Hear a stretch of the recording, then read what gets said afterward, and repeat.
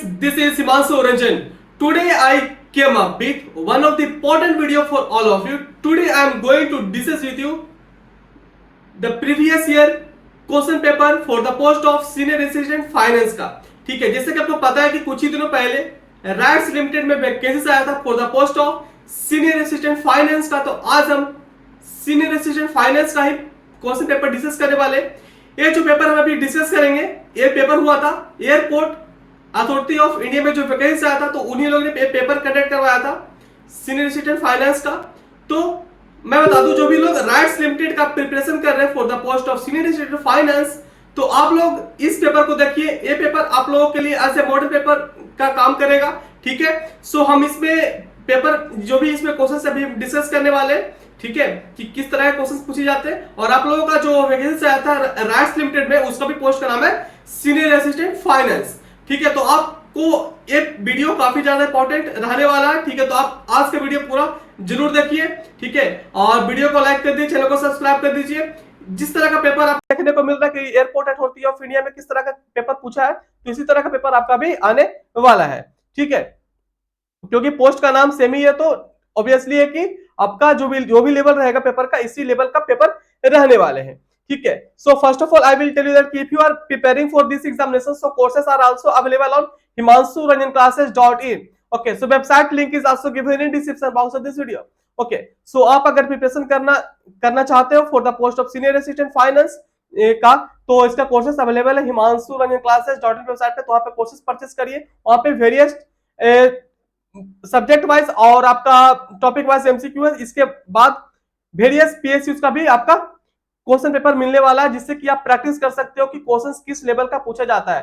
ठीक है, और मैं बता दूं आपको जानकारी के लिए, कुछ क्वेश्चन ऐसा होता है जो कि रिपीट करता है। तो क्वेश्चन जितना भी मैं पेपर दे रहा हूं प्रीवियस ईयर का, जो भी पीएसयू का पेपर है, सारा पेपर को सॉल्व करिए। ठीक है, सो इसलिए मैं सारा पेपर भी देता हूं, इसके साथ साथ और जो टॉपिक वाइज और सब्जेक्ट वाइज जो भी एमसीक्यू है, वो सारा कुछ रहते हैं। सो आप मेरे वेबसाइट पे विजिट करिए, वहां पे पूरा डिटेल दिया हुआ है। ठीक है, तो चलिए आज का सेशन स्टार्ट करते हैं।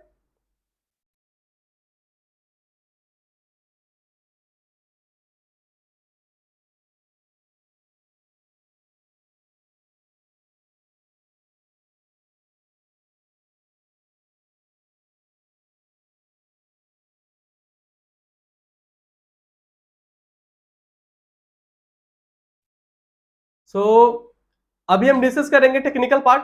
ठीक है, so one of the important things for all of you कि you can also join my telegram link is given in description box of this video. So first question देखिए, यहाँ पे क्या बोल रहा है कि a machinery which cost rupees 2 lakh rupees is depreciated at 25% per year under WDB method के हिसाब से। तो and at the end of 3 year what amount of depreciation to be charged. ठीक है, तो आपको यहाँ पे कैलकुलेट करना है। तो यहाँ पे जैसे आप देख सकते हो कि मशीनरी का जो कॉस्ट है वो 2 लाख रुपीज है। ठीक है, मशीनरी का कॉस्ट है 2 लाख रुपीज। डिप्रिसिएशन कितना है? फर्स्ट ईयर का डिप्रिसिएशन कितना है? 25%। 25% फर्स्ट ईयर का डिप्रिसिएशन है।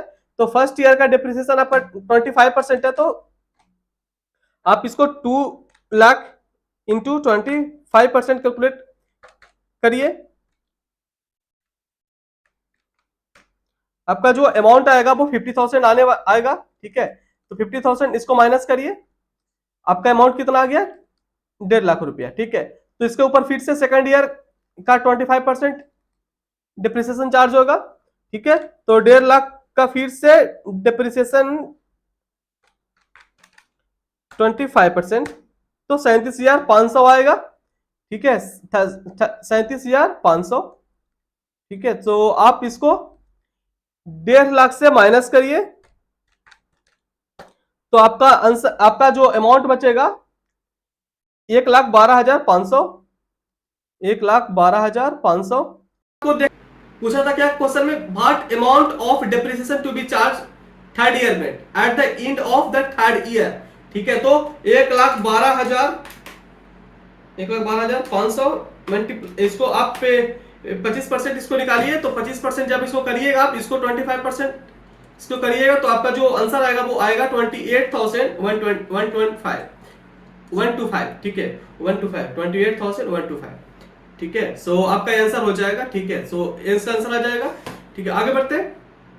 इसी तरह के क्वेश्चन आपको अभी पेपर में देखने को मिल सकता है, ठीक है। तो पेपर को पूरा जरूर देखिएगा, ठीक है। वीडियो अच्छा लगे वीडियो को लाइक करें, चैनल को सब्सक्राइब कर लीजिए, ठीक है। सो यहाँ पे बढ़ते हैं क्वेश्चन नंबर 2 में। क्या बोलता है कि यहाँ पे match of the flowing type of question यहाँ पे पूछा है। टीडीएस और इंश्योरेंस कमीशन, इंश्योरेंस कमीशन का टीडीएस का यहाँ पे सेक्शन पूछा है, ठीक है। तो इंश्योरेंस कमीशन का जो सेक्शन होता है वो 194D होता है, 194D होता है। मैं इसका प्रोविजन बता दूं आपको 194D का कि क्या होता है कि कोई भी इंश्योरेंस कमीशन होता है तो 15,000 क्रॉस करने पे 5% का टीडीएस करता है, 15,000 क्रॉस करने पे 5% का टीडीएस करता है इंडिविजुअल के लिए। यही अगर डोमेस्टिक कंपनी होता तो 10% का होता है, ठीक है। यही अगर टीडीएस और पेमेंट ऑफ कॉन्ट्रैक्टर का बात किया जाए तो सेक्शन क्या होता है, सेक्शन 194C होता है। कॉन्ट्रैक्टर का सेक्शन क्या होता है, 194C। कॉन्ट्रैक्टर क्या स्टार्टिंग लेटर क्या है, सी, और इसका सेक्शन क्या है, 194C, ठीक है। सो इसका प्रोविजन क्या बोलता है 194C का कि किसी भी साल अगर आप किसी भी कॉन्ट्रैक्टर से कॉन्ट्रैक्ट करते हो, सिंगल कॉन्ट्रैक्ट करते हो, अगर 30,000 का वैल्यू है, 30,000 का वैल्यू है, ठीक है, सिंगल कॉन्ट्रैक्ट का, तो आपको टीडीएस करना पड़ेगा। अगर 30,000 का भी नहीं है और अगर उससे कम अमाउंट का, पर पूरे फाइनेंशियल ईयर में अगर 1 लाख का भी आपका कॉन्ट्रैक्ट है, कॉन्ट्रैक्ट वैल्यू है, तो अगर 1 लाख क्रॉस कर रहा है, ठीक है, तो आपको यहाँ पे टीडीएस करता है। तो टीडीएस करता है तो यहाँ पे जो अमाउंट है टीडीएस का, वो टीडीएस का रेट कितना होता है, टीडीएस का जो रेट होता है, अगर इंडिविजुअल रहा तो इंडिविजुअल रहा और एचयूएफ है तो 1%, और अगर अदर देन इंडिविजुअल एचयूएफ है तो 2%, ठीक है। तो आगे बढ़ते हैं। तो इसका जो हो जाएगा 2 का बी, ठीक है, 194C। फिर है TDS on winning from lottery और क्रॉसवर्ड पजल, ठीक है। तो मैं बता दूं कोई भी लॉटरी पजल से कोई भी लोग जीतता है, ठीक है, तो इस पर जो सेक्शन एप्लीकेबल होता है वो सेक्शन होता है 194B, 194B। तो इसमें जो प्रोविजन बोलता है एज पर इनकम टैक्स की 194B में क्या बोलता है कि कोई winning from lottery crossword puzzle से अगर पैसा जीतता है तो 10,000 क्रॉस करने पे जितना भी अमाउंट आता है उसके ऊपर कितना टैक्स टीडीएस करता है, 30%, ओके। तो मैच द फ्लोइंग था, इससे रिलेटेड मैं आपको प्रोविजन भी बता दिया, ठीक है। आगे बढ़ते हैं। क्वेश्चन नंबर 3 देख लीजिए क्या बोलता है। A machine is purchase ₹10 lakh में परचेस किया। The following further information is available with respect to the machineries, ठीक है। तो इसके मशीनरी का पूरा डिटेल दे दिया है, बोला है आपको कैलकुलेट करिए depreciation under straight line methods के हिसाब से फॉर द फर्स्ट ईयर बताओ कि इसका डेप्रिसिएशन अमाउंट कितना आएगा, ठीक है। तो आप इसको कैलकुलेट कर लीजिए। 10 लाख रुपीस है, ठीक है, 10 लाख रुपीस हो गया। फिर 10,000 इसका आपका ट्रांसपोर्टेशन कॉस्ट है, ओके, 10,000 इसका ट्रांसपोर्टेशन कॉस्ट है। और इसके बाद आपका ट्रांसिट इंश्योरेंस आप 2,000 रुपीस, और फिर इंस्टॉलेशन चार्जेस है 18,000 रुपीस, ओके। उसके बाद यहाँ पे estimated cost of dismantling asset 4,000 rupees, okay. So इस सभी को आप ऐड करो तो अब देखिए कितना आ रहा है।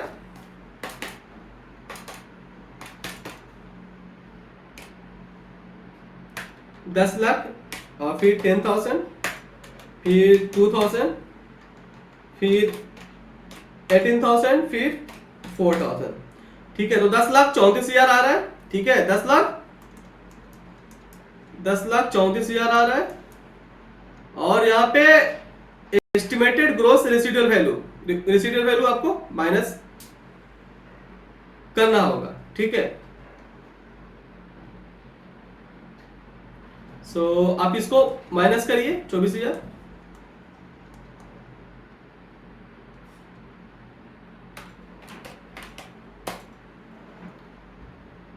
और इसको आप डिवाइड करिए। इस एस्टिमेटेड स्कूल आप कितना है 10 साल। तो आप अगर इसको आप माइनस करोगे तो आपका जो आंसर आएगा वो आएगा 101,000,000, ठीक है। इसको आप इससे डिवाइड कर लीजिए तो इसका आंसर आ जाएगा ये वाला, ठीक है। सो आगे बढ़ते हैं। क्वेश्चन नंबर 4 क्या बोलता है कि the term service is defined as per section 2 clause 102, ठीक है। सो ये सब चीजें तो बस आपको याद रहेगा तो टिक कर सकते हो इस टाइप ऑफ क्वेश्चंस। आगे बढ़ते हैं। क्वेश्चन नंबर 5 क्या बोलता है, which of the following transaction are considered as revenue transaction.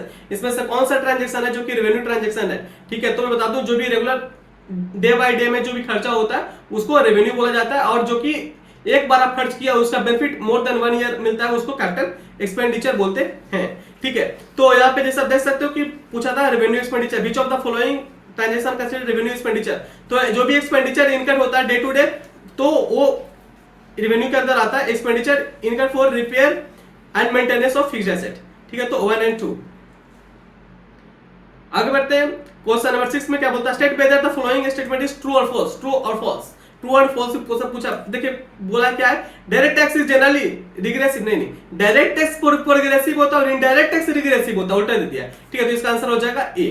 ठीक है, आगे बढ़ते हैं, क्वेश्चन नंबर 7 क्या बोलता है, 7 क्या बोलता है, state whether the following statement are true और फॉल्स, ट्रू और फॉल्स, तो ट्रू और फॉल्स पूछा है, तो यहाँ पे जैसा देख सकते हैं स्टेटमेंट क्या दिया, the accurate basis of accounting is a method of accounting in which transaction are recorded in the books of accounts when cash is received और पेड। ऐसा नहीं होता, देखिए कैश इज रिसीव्ड और पेड जब रिकॉर्ड आप कर रहे हो तो वो होता कैश बेसिस, ठीक है, और एक्यूरेट क्या होता है कि जो ड्यू हो गया तभी आप उसको रिकॉर्ड कर सकते हो, होता है एक्यूरेट बेसिस। तो as per cash basis of accounting revenue and cost are recorded period become due, यहाँ पे भी उल्टा दे दिया, ठीक है, तो यहाँ पे भी बोथ आर फॉल्स। ठीक है, आगे बढ़ते हैं, क्वेश्चन नंबर 8, क्वेश्चन नंबर 8 क्या बोलता है, the expression of the goods is defined as per section 2 clause 52 of CGST act 2017। Question number 9 देखते हैं क्या बोलता है, मैच द फ्लोइंग, यहाँ पे भी है, जैसे आप देख सकते हो क्या लिखा है, deduction in respect of contribution to political party, political party के जो कभी कंट्रीब्यूट करते हैं, ठीक है, तो उसमें जो डिडक्शन मिलता है तो कौन सा सेक्शन में मिलता है, सेक्शन 80 जीजीबी में मिलता है, सेक्शन 80 जीजीबी में मिलता है। क्वेश्चन नंबर यहाँ पे जो ऑप्शंस मतलब मैच द फ्लोइंग में सेकंड नंबर में बात करते हैं, तो deduction in respect of inter corporate dividend अगर को देता तो उसमें जो डिडक्शन मिलता है वो मिलता है 80 सेक्शन 80 में मिलता है, ठीक है। Deduction in respect of interest और डिपॉजिट इन सेविंग अकाउंट का बात किया जाए तो सेक्शन 80 में मिलता है, ठीक है, सो ये हो गया। आगे बढ़ते हैं, क्वेश्चन नंबर 10 देख लीजिए क्या बोलता है, in a bill of exchange, in a bill of exchange इसमें कितने पार्टी होते हैं, बिल ऑफ एक्सचेंज में 3 पार्टी होते हैं, and in case of a promissory note there are कितने पार्टी होते हैं, 2 पार्टी होते हैं, ओके, सो ये हो गया। आगे बढ़ते हैं, क्वेश्चन नंबर 11, क्वेश्चन नंबर 11 क्या बोलता है, main objective of an audit is, objective का मेन मतलब ऑडिट का मेन ऑब्जेक्टिव क्या है, ऑडिट का मेन ऑब्जेक्टिव क्या है, तो ऑडिट का जो मेन ऑब्जेक्टिव है बोलता है कि to determine whether the financial statement present true और fair view of the financial information, financial performance of a business during the period, ठीक है। आगे बढ़ते हैं, क्वेश्चन नंबर 12, क्वेश्चन नंबर 12 क्या बोलता है, ए भी मैच द फ्लोइंग है, इसमें रिजर्व एंड सरप्लस है, रिजर्व एंड सरप्लस किसके अंदर जाता है, तो reserve and surplus security premium के अंदर जाता है, जो लॉन्ग टर्म बोरोइंग है वो किसके अंदर जाता है, वो डिबेंचर के अंदर जाएगा, ठीक है, क्योंकि डिबेंचर जो होता है वो मोर देन 1 ईयर के लिए होता है, ओके। सो करंट लायबिलिटी जो होता है वो किसके अंदर जाएगा, वो ट्रेड पेएबल के अंदर जाएगा, ठीक है, करंट एसेट जो होता है वो ट्रेड रिसीवेबल के अंदर जाएगा, ओके। सो क्वेश्चन नंबर 13 देखते हैं, क्वेश्चन नंबर 13 क्या बोलता है, which of the flowing ITR is meant for cooperative bank and AOP BOI. So ITR form पूछा था तो इसका आईटीआर 5 होगा, ये अगर आपको याद रहेगा तभी इस टाइप का क्वेश्चन आपको टिक कर सकते हो, ठीक है। आगे बढ़ते हैं, क्वेश्चन नंबर 14 क्या बोलता है, which of the following transaction will be added when starting balance in credit overdraft balance as per the bank passbook, तो इसका जो आंसर हो जाएगा वो dividend collected, okay. So question number 15 देख लीजिए क्या बोलता है, which of the following item will not be posted in income and expenditure account.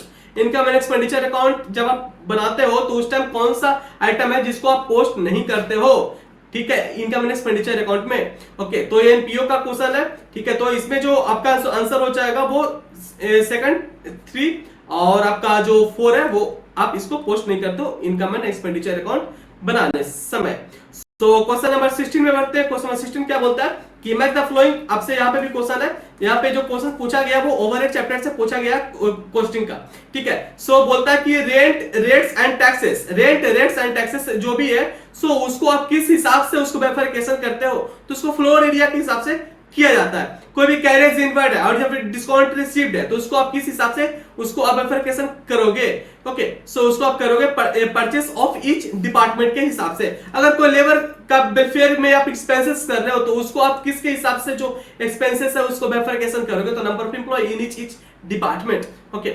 सो हो गया। क्वेश्चन नंबर 17 देखते हैं, 17 क्या बोलता है, annual sale of a business bear as under, annual sale पूछ रहा है, ठीक है, तो पर पूछ क्या रहा है, फाइंड नेट प्रॉफिट और लॉस, आपको पूछ रहा है कि बताओ किसका नेट प्रॉफिट है या फिर लॉस है, ठीक है, तो आपको कैलकुलेट करना पड़ेगा। ये देखिए कैश सेल कितना, कैश सेल कितना है 35,000 और क्रेडिट सेल कितना है 40,000। So cash sale is 35,000 and credit sale is 40,000, okay. So total amount is 75,000, okay. So यहाँ पे एक्सपेंसेस इनकर्ड कितना है, एक्सपेंसेस कितना है देखिए 6,700, पर इसके बाद देखिए क्या बोलता है, cost of goods sold incurred all direct expenses, cost of goods sold, एक गुड्स को बेचने में कॉस्ट ऑफ गुड्स सोल्ड कितना लगा था, तो लगा था कितना 52,000। इसके बाद आपको एक्सपेंसेस कितना लगा, expenses incurred of sale, so expenses और आपका लगा 67। ओके, तो इसको भी माइनस करिए, इसको भी माइनस करिए, तो अमाउंट कितना आ जाएगा, अमाउंट कितना आ जाएगा, अमाउंट आ जाएगा आपका 75,000 से माइनस करिए 52,000 और उसके बाद माइनस करिए 6700, तो 16,300। Okay, so this is the net profit. Okay, so ये हो गया।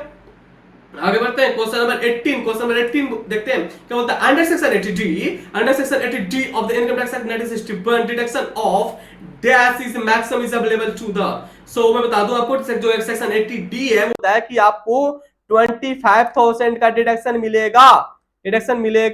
ठीक है, अगर बोलते हैं इंडिविजुअल है, इंडिविजुअल एसएससी एंड इंडिविजुअल या फिर एचयूएफ है, ठीक है। पर यहाँ पे देखिए क्या लिखा ब्रैकेट में, assuming there is no senior citizen. यही अगर सीनियर सिटीजन हो जाता ना तो इसका जो आंसर हो जाता वो क्या हो जाता, 50,000। ठीक है, यही अगर इंडिविजुअल है वो सीनियर सिटीजन नहीं है, इसलिए इसका आंसर है 25,000।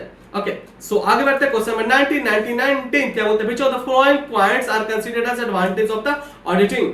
एडवांटेज क्या क्या है ऑडिटिंग का। सो इसका एडवांटेज है auditing is a tool which different stakeholder can use to protect their interest। सही बात है। उसके बाद इसके बाद आगे बढ़ते हैं, it serve as a moral check of the employee from committing defalcation or evasion। सही बात है, इसलिए तो किया जाता है audit. it facilitate detection of waste and losses and helps in instituting corrective actions, इसलिए ही किया जाता है। ठीक है, मेनली ये सब इंटरनल ऑडिट से सॉल्व हो जाता है। ठीक है, मतलब इंटरनल ऑडिट इसलिए तो कराया जाता है ताकि कोई भी गड़बड़ी चल रहा है तो उसको पता चल सके और गड़बड़ी कहां पे हो रहा है उसको ठीक किया जा सके, इसलिए किया जाता है ऑडिट।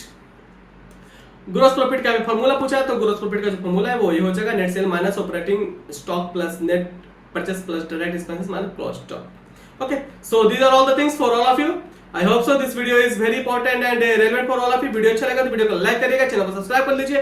पूरे फाइनेंशियल सबसे पहले सबसे इंपॉर्टेंट और सबसे रेलेवेंट कंटेंट आपको हम ही बताते हैं, तो आज चैनल को सब्सक्राइब कर लीजिए, वीडियो को लाइक कर दीजिए। And if you are preparing for RATS Limited for the post of Senior Assistant Finance, so courses are available on himanshu-learning-classes.in. So link is given in description box of this video.